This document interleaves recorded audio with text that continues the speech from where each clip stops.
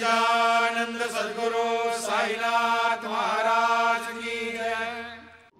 ஓம் சாய்ராம். ஸ்ரீ சாயி சச்சரிதம் ஓவிகள் கருத்துரை அத்தியாயம் 19. பாபாவின் அருள் பெறுதல். ஸ்ரீ கணேசனை வணங்குகின்றேன். அறிவை அளிப்பவளான அன்னை ஸ்ரீ சரஸ்வதி தேவியை வணங்குகின்றேன். ஸ்ரீ குருதேவரை வணங்குகின்றேன். ஸ்ரீ குல தேவதையை வணங்குகின்றேன். ஸ்ரீ சீதா ராமச்சந்திரனை வணங்குகின்றேன். ஸ்ரீ சத்குரு சாய்நாத் மகாராஜை வணங்குகின்றேன். பக்தர்களுடன் சேர்ந்து லெண்டி நதியை நோக்கி செல்லும் போது பாபா அந்த குறை கூறும் பக்தரை பற்றி விசாரித்தார். பின்னர் பக்தர்கள் அவர் மலம் கழிக்க வாய்க்கால் நோக்கி சென்றதாக கூறினர். சாயி சுவாமி காலை காரியங்களை முடித்து கொண்டு லெண்டியிலிருந்து திரும்பிக் கொண்டிருந்த போது அந்த குறை கூறும் பக்தரும் வாய்க்காலில் இருந்து திரும்பிக் கொண்டிருந்தார். பாபாவும் விமர்சகரும் அங்கு சந்தித்தனர். மற்ற பக்தர்களும் இருந்தார்கள். அப்போது நடந்ததை கவனமாக கேட்கும்படி கேட்டுக்கொள்கின்றேன்.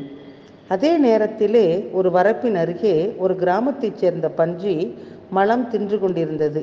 பாபா அந்த பன்றியை சுட்டி காட்டி கூறினார், அந்த பன்றியின் நாக்கிலே எவ்வளவு சாரம் வருகின்றது என்று பாருங்கள். அது மிகுந்த ஆர்வத்துடன் மக்களின் மலத்தை நக்குகின்றது. தன் குடும்பத்தினர் மீதும் கோபத்தை வெளிப்படுத்துகின்றது. மக்களின் மலத்தை நக்கி தன் விருப்பங்களை நிறைவேற்றி கொண்டிருக்கின்றது. முற்பிறவியிலே புண்ணியம் செய்த மாபெரும் பாக்கியத்தால் நாம் இந்த மனித உடலை அடைகின்றோம். விமர்சிப்பதிலே தன் வாழ்நாளை வீணடிப்பவன் தன் சீரழிவையே ஏற்படுத்தி கொள்கின்றான். இப்படிப்பட்ட ஆன்மாவை அழிக்கும் ஆன்மாவுக்கு ஷீரடியின் துவாரகா மாயினால் எப்படி மகிழ்ச்சியை அளிக்க முடியும்? இப்படி மனதை தொடும் வார்த்தைகளை சொல்லிவிட்டு பாபா முன்னேறினார். இந்த வார்த்தைகள் அந்த பக்தனின் இதயத்தை ஆழமாக காயப்படுத்தியது. காலையிலே அவன் கண்டனம் செய்ததை நினைத்து மிகவும் வருந்தினான். இவ்வாறே பாபா அவ்வப்போது பக்தர்களுக்கு போதனை அமிர்தத்தை பல்வேறு சம்பவங்கள் மூலம் அளித்து வந்தார். பாபாவின் இந்த வார்த்தைகளின் அர்த்தத்தை உங்கள் இதயத்திலே வைத்து அதன்படி உங்கள் நடத்தையை வைத்து கொண்டால் தர்மம் வெகு தொலைவில் இருக்காது. அப்படி என் ஹரி விரும்பினால் அவர் எனக்கு படுக்கையிலும் கொடுப்பார்.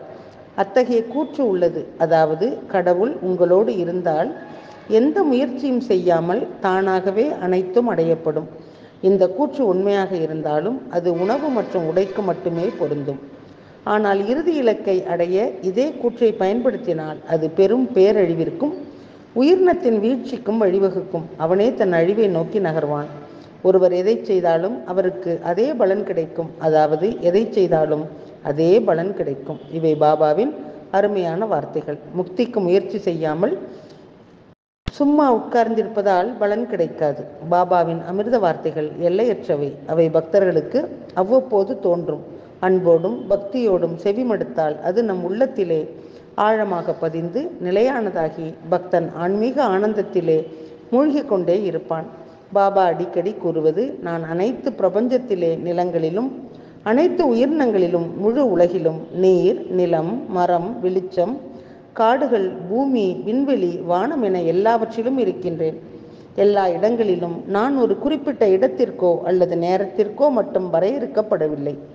எனது 3.5 கை உடலை பற்றிய இந்த மாயையை அகற்றுவதற்காக அதை எனது எல்லையாக கருதுபவர்கள் நானே மனித உடலை ஏற்று இந்த சகுன அவதாரத்தை வடிவத்தை எடுத்துள்ளேன். எந்த பலனையும் எதிர்பார்க்காமல் தன்னலமற்ற செயலால் என்னை வணங்கி பூஜித்து தியானிப்பவர்கள் அந்த பஜனையையோ பக்தன் பாடுவதும் எல்லாம் எனக்கு ஒன்றுதான். அவர்களுக்குள் சிறு வித்தியாசம் கூட இல்லை. வெள்ளமும் இனிப்பும் தனித்தனியாக இருக்க முடியுமா? கடல் மற்றும் கடல் அலைகளுக்கு இடையிலே இருப்பு வேறுபட்டிருக்க முடியுமா? கண்களும் பார்வையும் தனித்தனியாக இருக்க முடியுமா? அதே போல என்னையும் என் பக்தனையும் பிரிக்க முடியாது. பிறப்பு மற்றும் இறப்பு சுழற்சியிலே இருந்து விடுபட்ட உறுதியான பக்தர்கள் தர்மத்தின்படி தூய்மையான நடத்தையை பேண வேண்டும். கடவுள் இருப்பதை எப்போதும் உணர்ந்து அவரை பற்றி சிந்திக்க வேண்டும்.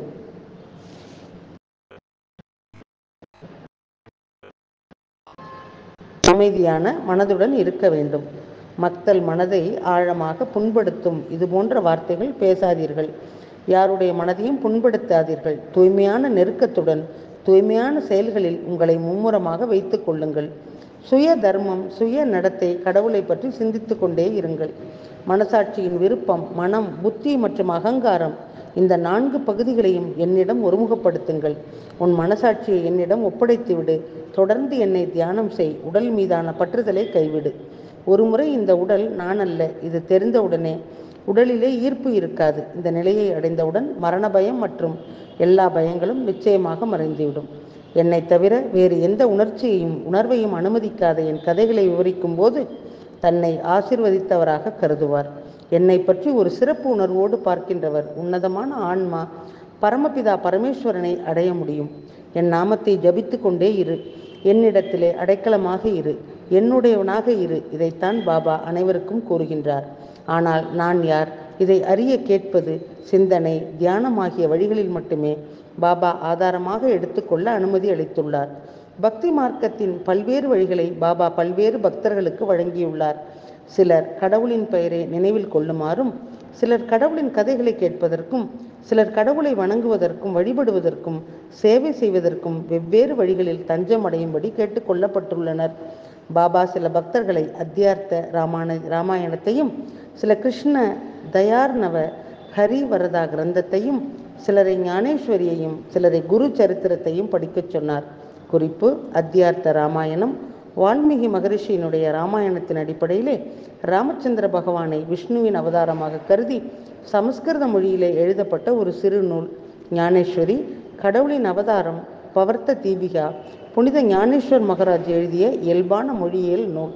ஹரிவரதா ஸ்ரீமத் பாகவதத்தின் 10வது காண்டத்தை அடிப்படையாக கொண்ட ஸ்ரீ கிருஷ்ணரின் சரித்திரத்தை பற்றிய கிருஷ்ண தயாரணவ் என்ற மராத்த மொழி நூல். இந்த நூலிலே ஸ்ரீ கிருஷ்ணரின் குழந்தை பருவ லீலைகள், கிருஷ்ணன் மற்றும் கோபிகாக்களுடனான ராஜ கிரீடைகள் முதலியவை முக்கியமாக விவரிக்கப்பட்டுள்ளன.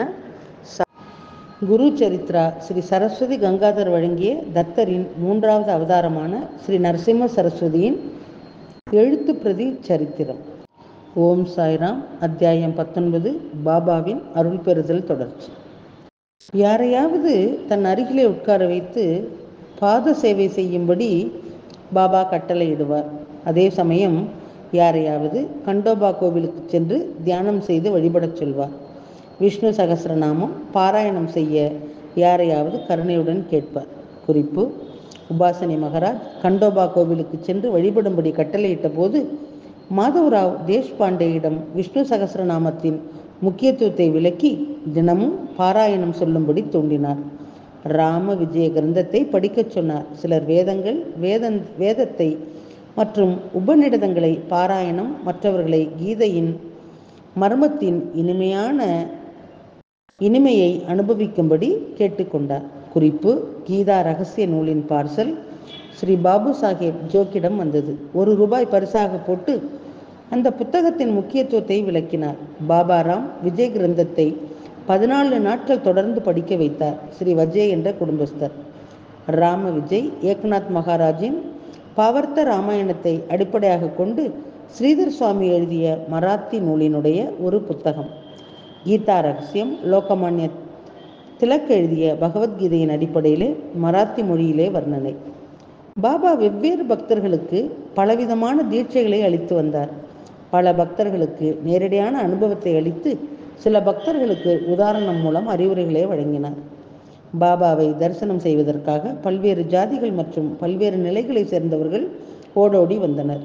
குடிகாரனின் கனவில் கூட அவர் தோன்றினார். கனவில் குடிகாரனுடைய மார்பிலை அமர்ந்து கை கால்களை நன்றாக அழுத்தத் தொடங்கினார்.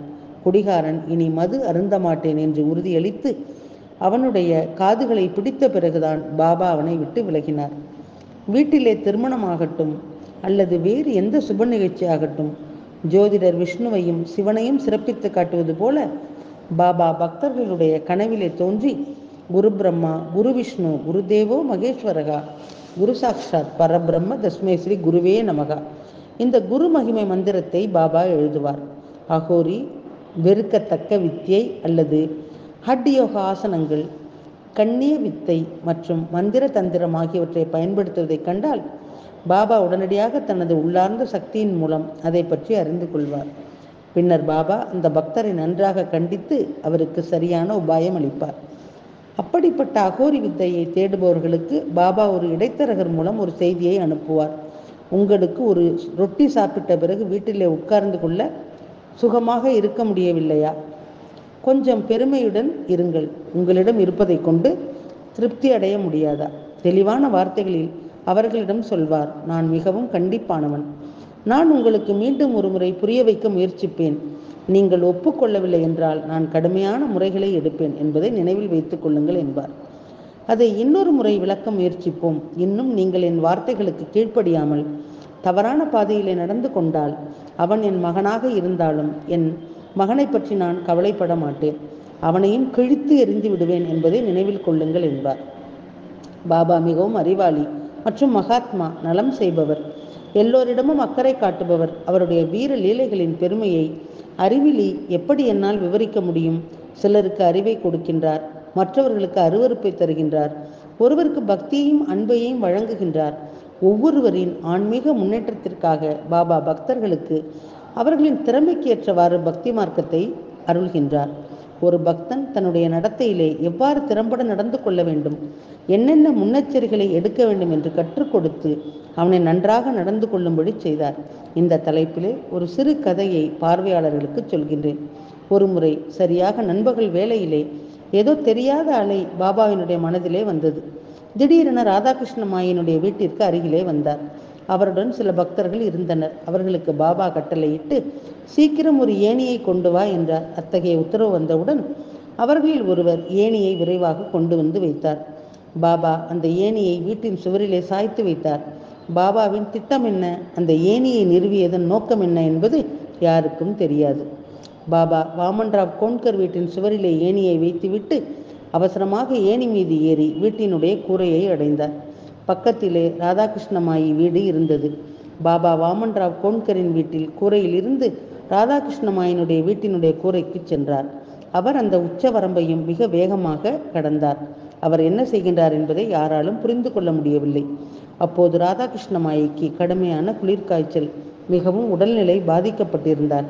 அப்போது பாபாவின் உடல்நிலை மிகவும் மோசமாக இருந்தது. இருபுறமும் இருவரின் ஆதரவுடன் தான் பாபாவால் நடக்க முடியும். ஊனமுற்ற போதிலும் பாபா எந்த ஆதரவுமின்றி அவசரமாக ஏறி பனிக்கட்டிகளிலே ஏறினார். பாபாவிற்கு திடீரென்று எங்கிருந்து கிடைத்தது இவ்வளவு பலம்? பாபா அதே அவசரத்திலே அந்த கூரையில் இருந்த மறுபக்கம் கூரைக்கு சென்று அங்கே ஒரு ஏணியை வைத்து உடனே கீழே இறங்கினார். ஏணி விட்டு இறங்கியவுடனே பக்தர்கள் ஓடிச் சென்று நன்கு குடும்பஸ்தரை போல ஏணி செய்பவனுக்கு உடனடியாக 2 ரூபாய் சம்பளமாக தந்தார். ஏணி தொழிலாளி 2 இடங்களில் மட்டுமே ஏணிகளை நிறுவும் வேலையை செய்திருந்தார். இந்த சிறிய வேலைக்கு பிரதிபலனாக பாபா அவருக்கு போதிய இழப்பீடு கொடுத்தார். பாபா ஏன் இவ்வளவு சிறிய வேலைக்காக இவ்வளவு பெரிய பணம் கொடுக்கின்றார் என்று கூடவே வந்திருக்கும் குழு ஆர்வமாக பார்த்தது. சிலர் பாபாவிடம் கேளுங்கள் என்றார்கள். இதை பற்றி ஒரு பக்தர் பாபாவிடம் பொறுமையாக கேட்டபோது, யாருடைய உழைப்பையும் ஒரு துளி கூட இலவசமாக பெறக்கூடாது என்றார். ஒருவருக்கு ஏதாவது வேலை கிடைத்தால் அவருடைய உழைப்புக்கு ஏற்ற கூலி கொடுக்க வேண்டும். யாருடைய உழைப்பையும் இலவசமாக பெறாதீர்கள். இந்த விதியை அனைவரும் கவனமாக பின்பற்ற வேண்டும். இதை தவிர பாபாவின் அந்தரங்க வட்டத்திலே வேறு என்னென்ன திட்டங்கள் இருந்தன, அவருடைய மனதிலே என்ன நடக்கின்றது என்பது அவருக்கு மட்டுமே தெரியும். மகான்களின் நெருக்கத்தை யாராலும் நினைத்து பார்க்க கூட முடியாது. பாபாவின் மன உணர்ச்சி மிக்க வார்த்தைகளை கேட்பதன் மூலம், அவ்வாறே நடந்து கொள்வதன் மூலமும் நமது அன்றாட நடத்தை எளிதாகவும் அணுகக்கூடியதாகவும் ஒழுங்காக அமைக்கப்பட்டதாகவும் மற்றும் இறுதியிலே பாபாவினுடைய அமிர்த வார்த்தைகளே நம் அனைவருக்கும் அடிப்படையாகும். அடுத்த அத்தியாயத்தினுடைய கதை இன்னும் இனிமையானது. அடுத்த அத்தியாயத்திலே ஒரு அப்பாவி தொண்டு செய்யும் பெண் வேதத்தின் சிக்கலான வசனத்தின் பொருளை எவ்வாறு எளிமைப்படுத்துகின்றாள், அதை அவள் எவ்வாறு தன் சொந்த வேலையால் தீர்க்கின்றாள் என்பதை பற்றிய கதை இருக்கும். ஆசிர்வதிக்கப்பட்ட ஹரிதாசி கீர்த்தனையாளர் கனுதாஸ் சமஸ்கிருத மொழியான ஈஷாவாஷ்ய உபநிடதத்தை அதன் அர்த்தத்துடன் மராத்தி மொழியிலே மொழிபெயர்த்து எளிய மக்களுக்கு நன்மை செய்ய நினைத்தார். சாய்நாத பெருமானின் அருளால் கணு நூலை எழுதினார். ஆனால் சில மறைபொருள் சொற்களை புரிந்து கொள்ள முடியாமல் போனதால் அவரால் சரியான பொருளை எழுத முடியவில்லை. பாபா தம் லீலையின் மூலம் அவரின் சந்தேகங்களை நீக்கினார். ஷீரடியில் உள்ள மஸ்ஜித் மாயிலே அமர்ந்திருந்த போது பாபா தாஸ்கனுவிடம், நீ மீண்டும் வில்லே பார்லைக்கு செல்லும் போது காக்கா சாஹேப் தீக்ஷித்தினுடைய பணிப்பெண் உன்னுடைய சந்தேகங்களை தீர்த்து வைப்பாள் என்று கூறினார். ஈஷாவாஷ்ய வடிவிலே உள்ள தாமரையின் மீது வாணியின் தெய்வமான சரஸ்வதி பிரம்மரி வடிவிலே ஓம் அந்த நறுமணத்தை உள்வாங்கும் திறமையை கேட்பவர்கள் அனுபவிக்க வேண்டும். சரி, இப்போது அடுத்த அத்தியாயத்திலே கேட்பவர்கள் இந்த அர்த்தத்தை கவனமாக கேட்க வேண்டும். நமக்கு பெரும் நலன் அதிலே உள்ளது. இறுதியிலே இந்த கதையை உருவாக்கியவர் சாய் பகவான் தான். ஹேமாத் பந்த் அனைத்து உயிர்களிலும் வசிக்கும் பகவான் சாயினுடைய பாதங்களிலே தஞ்சம் அடைகின்றேன். இந்த இனிமையான சாய் கதை அமிர்தத்தை ஒரு மனப்பாட்டுடன் அன்புடனும் அருந்துமாறு கேட்போரை கேட்டுக்கொள்கின்றேன். துறவிகள் மற்றும் மனிதர்களுக்கு உத்வேகமாக தோன்றிய பக்தரான ஹேமத் பந்த் எழுதிய ஸ்ரீ சாய் சச்சரித்திர பாபாவினுடைய அருளை பெறுதல் 18ஆம் அத்தியாயம் இங்கே நிறைவடைகின்றது. ஸ்ரீ ஹரிஹரார்ப்பணமஸ்து. சுபம் பவது. அத்தியாயம் 20. ஈஷா வாஷ்யத்தின் சர்வ வியாபி பரமாத்மா அர்த்தத்தை புரிந்து கொள்ளுதல், ஓவிகள் மற்றும் கருத்துரை அடுத்த தொடரிலே கேட்கலாம். சாயியை பணிவோம். சாந்தி நிலவட்டும். ஓம் சாய்ராம்.